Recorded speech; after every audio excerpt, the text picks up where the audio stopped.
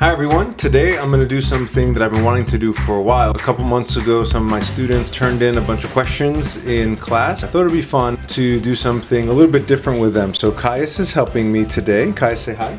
Hi. What we're going to do is I put all of those different questions that the students had asked and I folded them up and put them in this mug that one of my kids had gotten me. I keep all my dad jokes in a database. I think it's pretty cool. And what we're going to do is I'm going to have Caius actually take out one of the pieces of paper at a time, and he's going to read the questions to me, and I'm going to just rapid fire answer the questions. But the twist is inside of this mug are also a bunch of dad jokes. You may get a question, you may get a dad joke. Either way, I think it'll be fun, right?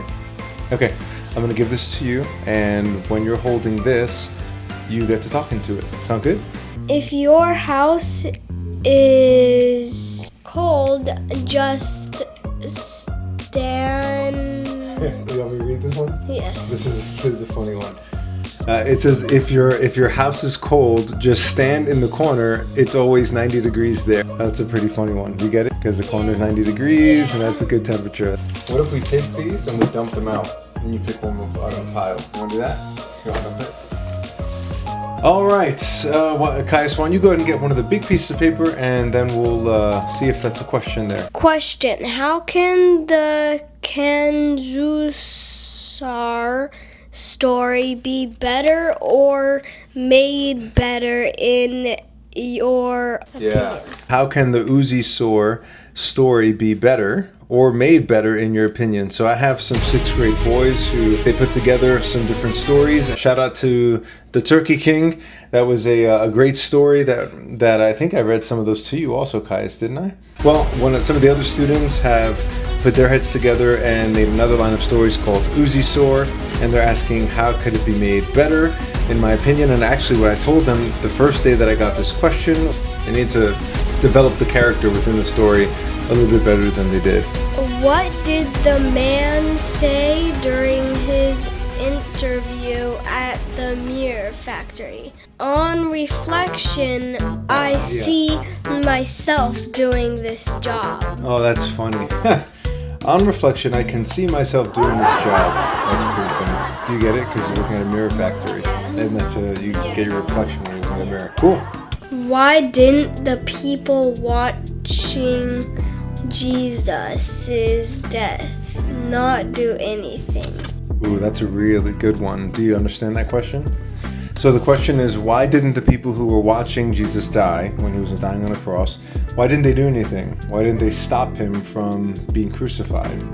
The reality is, not only did they not do anything to stop him dying on the cross, but you may remember the crowds that are there, they were the ones who were yelling, "Crucify him, crucify him." They were the ones who wanted Jesus to die. There were some of his disciples there and family there that they were sad. Even if they would have tried to stop it from going on, Jesus already made it clear this is what needs to happen. Jesus at any time could have called thousands of angels down to stop his death from happening on the cross.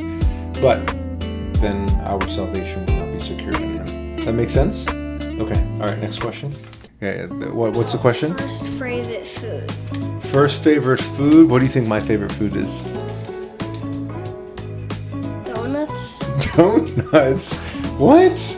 I do love donuts. What else? What do you think? What kind of like meal? What kind of type of food?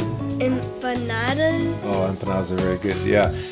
I would say my favorite foods would be Chinese food or cheese pizza. Those would be, I could eat those any day.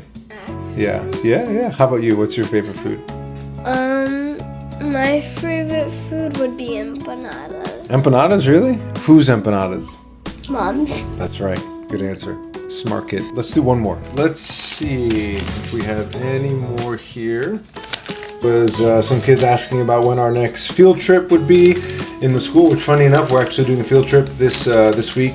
Thursday, we're going to Sight and Sound, which I've never been to. We'll see how that goes. Dad, this is a question. Okay, go ahead. Where did you get strong and good at basketball? So,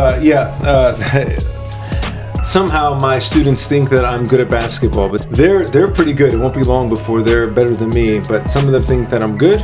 I'm not very good at basketball at all. But funny story, I remember, I've never told you this story, but I remember when I was 14 and I was in middle school, and I remember going to try out for the basketball team, and I had some friends who were really good at basketball, and so they were going to try out for the team, and I figured I'd go too just to have fun. And it was about 2-3 minutes into that tryout that I realized I'm not good at basketball. I'm going to stick to football. I'm going to stick to handball and other things that I like to play. But I do like to play basketball now. Just played this morning with some guys from the church, and I like to say I've gotten better than when I was 14 years old, but who knows? There's some people who would say I haven't. Hopefully that was fun. I just wanted to do something a little bit lighter with you all. I've been putting up a lot of shorts and even putting up some shorts about my stone carving that I've been working on. I had some students ask for me to do videos of the process of me doing stone carving, and so hopefully you've been able to watch those and enjoy those. But I wanted to get back to kind of the heart of this channel, which is answering questions that I've been given by youth and by families to help think through different things. I know a lot of these were fun questions, but we had a couple of serious ones in there as well. And so hopefully you'll continue to enjoy the content on this channel. Feel free to go and look at the other videos. There's some interviews that I've done on the podcast. The most recent one I did was with Stephen Damari, and he answered the question, what's it like to be a Christian entrepreneur? And he went over his testimony and lots of helpful business advice to honor the Lord in starting businesses. So hopefully that's helpful to you. If you've been enjoying these videos, please be sure to like them and subscribe them and share them with others if you think that would help them also. Thanks for watching. Say bye. Bye.